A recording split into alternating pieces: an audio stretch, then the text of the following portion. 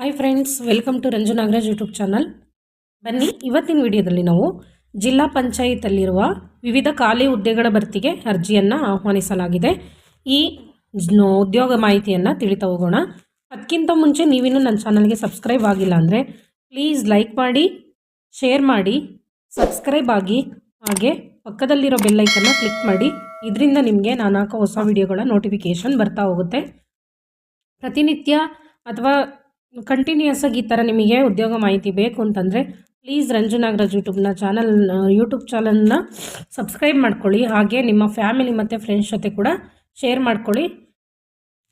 ಬನ್ನಿ video start ಮಾಡೋಣ. ಜಿಲ್ಲಾ ಪಂಚಾಯತ್ ನೇರ ನೇಮಕಾತಿ 2024, ಜಿಲ್ಲಾ ಪಂಚಾಯತ್ ರಿಕ್ರೂಟ್ಮೆಂಟ್ 2024 ಕಂಪ್ಲೀಟ್ ಡೀಟೇಲ್ಸ್. ಹೊಸ ನೇಮಕಾತಿ ಅಧಿಸೂಚನೆ 2024. ಮಂಡ್ಯ ಜಿಲ್ಲಾ ಪಂಚಾಯತ್ ರಿಕ್ರೂಟ್ಮೆಂಟ್ 2024.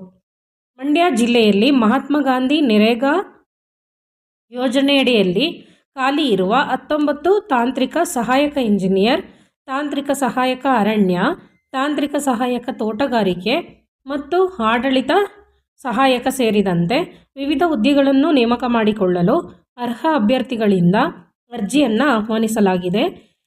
ಇಲಾಖೆಯಲ್ಲಿ ಅರ್ಜಿ ಸಲ್ಲಿಸುವ ಅಭ್ಯರ್ಥಿಗಳು ಅಗತ್ಯವಿರುವ ವಿದ್ಯಾರ್ಹತೆ, ವಯೋಮಿತಿ ಹಾಗೂ ವೇತನ ಶ್ರೇಣಿಗಳ ಬಗ್ಗೆ ಸಂಪೂರ್ಣವಾಗಿ ಅರಿತುಕೊಂಡು ನಂತರ ತಮ್ಮ ಅರ್ಜಿಯನ್ನು ಸಲ್ಲಿಸಿ ಅಂತ ಕೂಡ ಹೇಳಿದ್ದಾರೆ.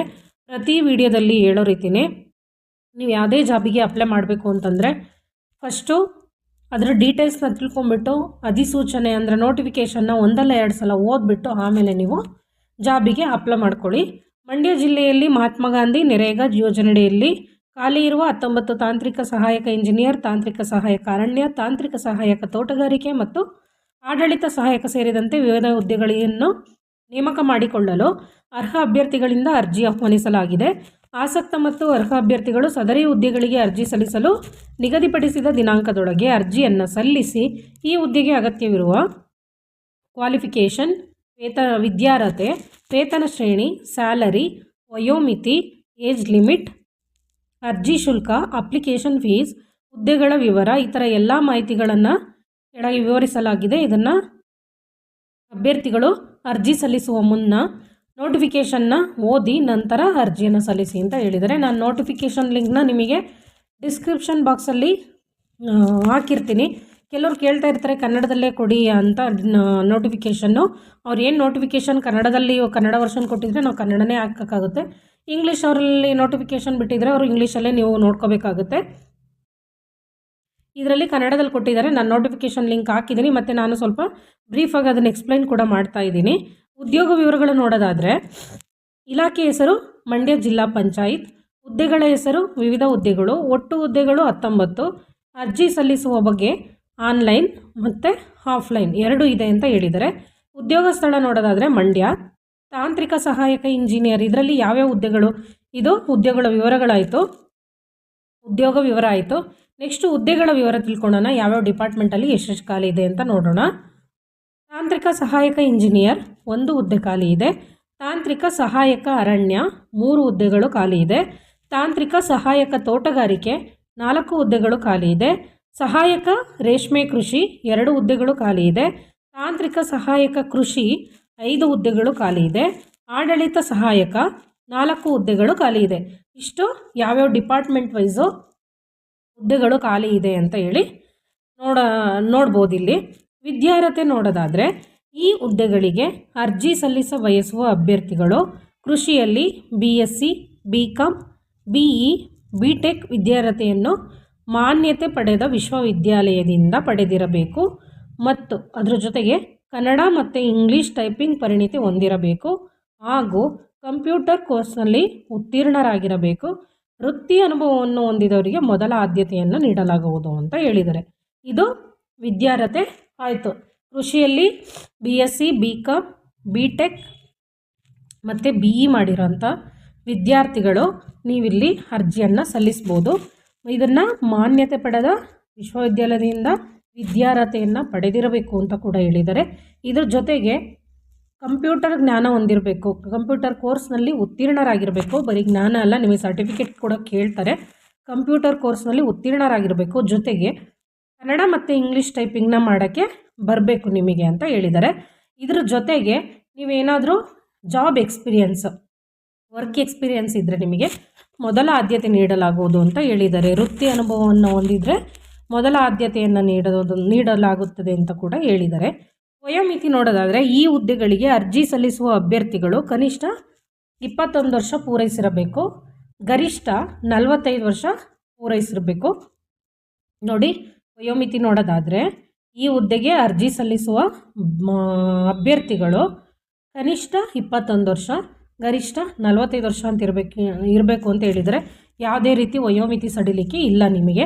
ವೇತನ ಶ್ರೇಣಿನ ನಾನಿಲ್ಲಿ ನೆಕ್ಸ್ಟು ಎಕ್ಸ್ಪ್ಲೈನ್ ಮಾಡ್ತೀನಿ ನಿಮಗೆ. ನೋಟಿಫಿಕೇಷನ್ ನೋಡ್ತೀನಲ್ಲ ಅದರಲ್ಲಿ ಎಕ್ಸ್ಪ್ಲೈನ್ ಮಾಡ್ತೀನಿ ನಿಮಗೆ.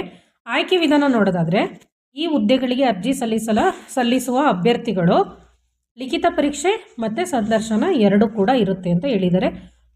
ನಿಮಗೆ ಸ್ಟಾರ್ಟಿಂಗಲ್ಲಿ ಲಿಖಿತ ಪರೀಕ್ಷೆ ಇರುತ್ತೆ. ಲಿಖಿತ ಪರೀಕ್ಷೆ ಪಾಸ್ ಆದಮೇಲೆ ನಿಮಗೆ ಡೈರೆಕ್ಟ್ ಸಂದರ್ಶನಕ್ಕೆ ಕರೀತಾರೆ ಅಂತ ಹೇಳಿದ್ದಾರೆ. ಪ್ರಮುಖ ದಿನಾಂಕಗಳು ನೋಡೋದಾದರೆ ಅರ್ಜಿ ಸಲ್ಲಿಸಲು ಪ್ರಾರಂಭ ದಿನಾಂಕ 5 ಅಕ್ಟೋಬರ್ 2024 ಆಗಿರುತ್ತೆ. ನಿಮಗೆ ಅರ್ಜಿ ಸಲ್ಲಿಸಲು ಕೊನೆಯ ದಿನಾಂಕ ನೋಡೋದಾದರೆ 20 ಅಕ್ಟೋಬರ್ 2024 ಆಗಿರುತ್ತೆ. ನೋಡಿ, 15 ಡೇಸ್ ಅಂದರೆ 15 ದಿನ ನಿಮಗೆ ಟೈಮ್ ಇದೆ. ಅರ್ಜಿ ಸಲ್ಲಿಸಲು ಪ್ರಾರಂಭ ದಿನಾಂಕ 5 ಅಕ್ಟೋಬರ್ 2024 ಆಗಿರುತ್ತೆ. ಅರ್ಜಿ ಸಲ್ಲಿಸಲು ಕೊನೆಯ ದಿನಾಂಕ 20 ಅಕ್ಟೋಬರ್ 2024 ಆಗಿರುತ್ತೆ. ಇದು ನಿಮಗೆ ಮಾಹಿತಿ ಆಯಿತು. ನಾನು ನೋಟಿಫಿಕೇಷನ್ನ ನಿಮಗೆ ಬ್ರೀಫಾಗಿ ಎಕ್ಸ್ಪ್ಲೈನ್ ಮಾಡ್ತೀನಿ, ಮತ್ತು ನೋಟಿಫಿಕೇಷನ್ ಲಿಂಕ್ ಕೂಡ ನಾನು ಡಿಸ್ಕ್ರಿಪ್ಷನ್ ಬಾಕ್ಸ್ನಲ್ಲಿ ಹಾಕಿರ್ತೀನಿ. ನಾನು ಎಕ್ಸ್ಪ್ಲೈನ್ ಮಾಡೋದು ಕೆಲವರಿಗೆ ಅರ್ಥ ಆಗಿಲ್ಲ ಅಂತಂದರೆ ನೋಟಿಫಿಕೇಷನ್ ನೀವೇ ನೋಡಿಕೊಂಡು ನೀವು ಅರ್ಥ ಮಾಡ್ಕೋಬೋದು. ನೋಟಿಫಿಕೇಷನ್ ನೋಡೋದಾದರೆ ಮಂಡ್ಯ ಜಿಲ್ಲೆಯಲ್ಲಿ ಮಹಾತ್ಮ ಗಾಂಧಿ ನರೇಗಾ ಯೋಜನೆಯಡಿಯಲ್ಲಿ ಖಾಲಿ ಇರುವ technical assistant civil, technical assistant horticulture TAH, technical assistant ಫಾರೆಸ್ಟ್ರಿನಲ್ಲಿ TAF, ಟೆಕ್ನಿಕಲ್ ಅಸಿಸ್ಟೆಂಟ್ ಸಿರಿಕಲ್ಚರ್ ಅಂತ ಇದೆ, technical assistant agriculture, administrative assistant. ಸಿಬ್ಬಂದಿಗಳನ್ನು ಹೊರಗುತ್ತಿಗೆ ಆಧಾರದ ಮೇಲೆ ಸೇವೆ ಪಡೆಯಲು ಅಂತರ್ಜಾಲ ಆನ್ಲೈನ್ ಮೂಲಕ ಅರ್ಜಿಯನ್ನು ಆಹ್ವಾನಿಸಲಾಗಿದೆ. ನೋಡಿ, ಅಲ್ಲಿ ಆಫ್ಲೈನ್ ಅಂತ ಇತ್ತು, ಇಲ್ಲ ಆನ್ಲೈನಲ್ಲಿ ಅಂತ ಹೇಳಿದ್ದಾರೆ. ನೀವು ನೋಡಿಕೊಂಡು ಜಾಬಿಗೆ ಅಪ್ಲೈ ಮಾಡ್ಕೊಳ್ಳಿ. ಯಾವುದೇ ಅರ್ಜಿಯನ್ನು ಭೌತಿಕವಾಗಿ ಸ್ವೀಕರಿಸಲಾಗುವುದಿಲ್ಲ. ಅಂದರೆ ನಿಮಗೆ ಬಂದು ಅಲ್ಲಿ ನಿಮಗೆ ಯಾವುದೇ ಆಫೀಸಿಗೆ ಹೋಗ್ಬಿಟ್ಟು ನೀವು ಜಾಬಿಗೆ ಅರ್ಜಿಯನ್ನು ಕೊಟ್ಟರೆ ನೀವು ಅಲ್ಲಿ ತಗೊಳಲ್ಲ. ನೀವು ಆನ್ಲೈನ್ ಮೂಲಕನೇ ಅರ್ಜಿಯನ್ನು ಹಾಕಬೇಕು ಅಂತ ಹೇಳಿದ್ದಾರೆ. ಅರ್ಜಿ ಸಲ್ಲಿಸಲು ಅಂತರ್ಜಾಲ ವಿಳಾಸ ನೋಡೋದಾದರೆ https ಇದು mandya.nic.in ಅಲ್ಲಿ ನೀವು ಸಂಪರ್ಕ ಮಾಡಿದರೆ, ಆ ಅಂತರ್ಜಾಲವನ್ನು ಸಂಪರ್ಕ ಮಾಡಿದ್ರೆ ನಿಮಗೆ ಅರ್ಜಿಯನ್ನು ಸಲ್ಲಿಸೋದಕ್ಕೆ ನಿಮಗೆ ಆಗುತ್ತೆ ಅಂತ ಹೇಳಿದ್ದಾರೆ. ಅರ್ಜಿ ಸಲ್ಲಿಸಲು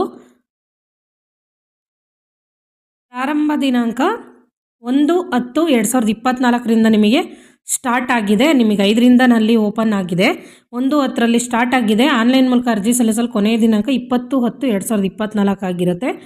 ಹುದ್ದೆಯ ಹೆಸರುಗಳು ನೋಡಿ, ಇಲ್ಲಿ ನಾನು ಆವಾಗಲೇ ಹೇಳದ್ನಲ್ಲ 6 ಹುದ್ದೆಗಳು. ತಾಂತ್ರಿಕ ಸಹಾಯಕರು ಅದರಲ್ಲಿ ಅರಣ್ಯ, ತಾಂತ್ರಿಕ ಸಹಾಯಕರಲ್ಲಿ ತೋಟಗಾರಿಕೆ, ತಾಂತ್ರಿಕ ಸಹಾಯಕ ರೇಷ್ಮೆ, ತಾಂತ್ರಿಕ ಸಹಾಯಕದಲ್ಲಿ ಕೃಷಿ ಮತ್ತು ಅಡ್ಮಿನಿಸ್ಟ್ರೇಟಿವ್ ಹುದ್ದೆಗಳು ಖಾಲಿ ಇದೆ. ವಿದ್ಯಾರ್ಹತೆ ನೋಡೋದಾದರೆ ನೋಡಿ, BE BTech engineering, computer knowledge, ಎಲ್ಲದಕ್ಕೂ ಕಂಪ್ಯೂಟರ್ ನಾಲೆಡ್ಜು ಕೇಳಿದ್ದಾರೆ. ನಿಮಗೆ ವಯೋಮಿತಿ ನೋಡಿ 21ರಿಂದ 45 ವರ್ಷ ಇರಬೇಕು, 45 ವರ್ಷದೊಳಗಿರಬೇಕು ಅಂತ ಹೇಳಿದ್ದಾರೆ. 31/7/2024 31/7/2024 45 ವರ್ಷ ಮೀರಿರಬಾರ್ದು ಅಂತ ಕೂಡ ಹೇಳಿದ್ದಾರೆ. ಮಾಸಿಕ ಸಂಭಾವನೆ ನೋಡೋದಾದರೆ 28,000 ಇದೆ. ನಿಮಗೆ ಅಡ್ಮಿನಿಸ್ಟ್ರೇಟಿವ್ಗಾದರೆ 22,000 ಇದೆ. ಇನ್ನೆಲ್ಲ ಜಾಬಿಗೂ ಸೇಮ್ ಇದೆ. ವಿಶೇಷ ಸೂಚನೆ ಏನಿದೆ ಅಂದರೆ ಅಂತರ್ಜಾಲದಲ್ಲಿ ಮಾತ್ರ ಅರ್ಜಿ ಸಲ್ಲಿಸುವುದು. ಅಂತರ್ಜಾಲದಲ್ಲಿ ಅಳವಡಿಸಿದ ಪೈಕಿ ಅರ್ಹ ಅಭ್ಯರ್ಥಿಗಳನ್ನು ಮಾತ್ರ ಮೂಲ ದಾಖಲಾತಿಗಳ ಪರಿಶೀಲನೆಗೆ ಆಹ್ವಾನಿಸಲಾಗುವುದು. ಹುದ್ದೆಗಳ ಆಯ್ಕೆ ಸಂಬಂಧಿಸಿದಂತೆ ಅರ್ಹ ಅಭ್ಯರ್ಥಿಗಳು ಕಂಪ್ಯೂಟರ್ ಜ್ಞಾನ ಮತ್ತು ಕನ್ನಡ ಹಾಗೂ ಇಂಗ್ಲಿಷ್ ಟೈಪಿಂಗ್ ಬಗ್ಗೆ ಪ್ರಾಯೋಗಿಕ ಪರೀಕ್ಷೆ ನಡೆಯಲಾಗುವುದು. ಒಂದು ವೇಳೆ ಕಾನ್ವೊಕೇಷನ್ ಸರ್ಟಿಫಿಕೇಟ್ ಲಭ್ಯವಿಲ್ಲದಲ್ಲಿ ಅಭ್ಯರ್ಥಿಗಳು ತಮ್ಮ ಪದವಿಯ ಅಂತಿಮ ಸೆಮಿಸ್ಟರ್ ಅಂಕಪಟ್ಟಿಯನ್ನು ಅಂತರ್ಜಾಲದಲ್ಲಿ ಹಿಂದೀಕರಿಸುವುದು. ಅಡ್ಮಿನಿಸ್ಟ್ರೇಟಿವ್ ಅಸಿಸ್ಟೆಂಟ್ ಹುದ್ದೆಗೆ ಅರ್ಜಿ ಸಲ್ಲಿಸುವ ಅಭ್ಯರ್ಥಿಗಳು ಅನುಭವ ಪ್ರಮಾಣ ಇಲ್ಲದಿದ್ದಲ್ಲಿ ಕಂಪ್ಯೂಟರ್ ಜ್ಞಾನ ಹೊಂದಿರುವ ಪ್ರಮಾಣ ಪತ್ರ ಇರತಕ್ಕದ್ದು ಅಂತ ಹೇಳಿದ್ದಾರೆ. ಇದೊಂದು ನಿಮಗೆ ಕಾನ್ವೊಕೇಶನ್ ಮಾರ್ಕ್ಸ್ ಕಾರ್ಡ್ ಇಲ್ಲ ಅಂತಂದರೆ ನಿಮಗೆ ಲಾಸ್ಟ್ ಏನು ನಿಮಗೆ ಅಂತಿಮ ಸೆಮಿಸ್ಟರ್ದು ಡಿಗ್ರಿಲಿ ಸರ್ಟಿಫಿಕೇಟ್ ಇರುತ್ತಲ್ಲ ಅದನ್ನೇ ಕೊಟ್ಟರು ನಿಮಗೆ ಆಗುತ್ತೆ ಅಂತ ಕೂಡ ಹೇಳಿದ್ದಾರೆ. ನಿಮಗೆ ಇದಿಷ್ಟು ನಿಮಗೆ ಉದ್ಯೋಗ ಮಾಹಿತಿ ಆಯಿತು. ಆದಷ್ಟು ಬೇಗ ಹೋಗಿ ಹುದ್ದೆಗೆ ಅಪ್ಲೈ ಮಾಡ್ಕೊಳ್ಳಿ. ಅಪ್ಲೈ ಮಾಡೋರು ಎಲ್ರಿಗೂ ಆಲ್ ದಿ ಬೆಸ್ಟ್. ನನ್ನ ಈ ವಿಡಿಯೋಗಳನ್ನು ನಿಮ್ಮ ಫ್ಯಾಮಿಲಿ ಫ್ರೆಂಡ್ಸ್ ಜೊತೆ ಕೂಡ ಶೇರ್ ಮಾಡ್ಕೊಳ್ಳಿ. ದಯವಿಟ್ಟು ಸಪೋರ್ಟ್ ಮಾಡಿ. ಧನ್ಯವಾದಗಳು. ಅಪ್ಲೈ ಮಾಡೋರು ಎಲ್ರಿಗೂ all the best. Thank you.